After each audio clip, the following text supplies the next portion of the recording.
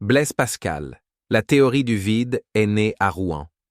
En 1646, à Rouen, Blaise Pascal réalise avec son père Étienne et l'ingénieur Pierre Petit une série d'expériences révolutionnaires qui marqueront un tournant majeur dans l'histoire des sciences.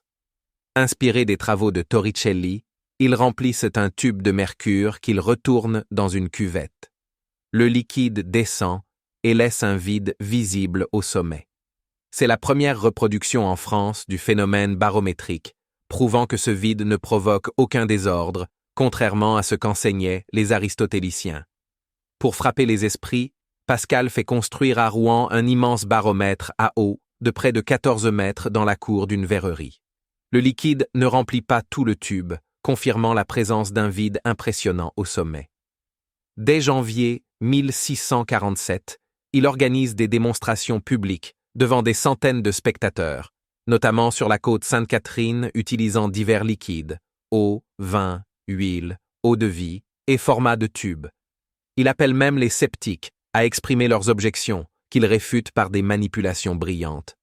Ces expériences spectaculaires menées à Rouen permettent à Pascal de démontrer que l'on peut créer un vide réel, sans intervention de vapeurs invisibles, et que l'air agit physiquement par son poids.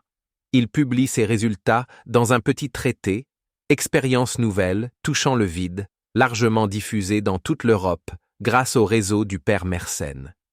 La communauté scientifique est secouée, les débats s'enflamment jusqu'à Paris, et Pascal gagne une renommée internationale. Face à la controverse, notamment avec les jésuites de Rouen et le professeur Pierius, Pascal redouble d'expérience et de rigueur.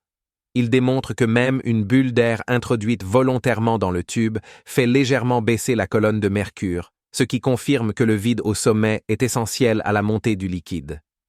Ces travaux font de Blaise Pascal un acteur central de la révolution scientifique du XVIIe siècle. À seulement 24 ans, il a démontré la réalité du vide, prouvé que l'air a un poids, et contribué à jeter les bases de la physique moderne.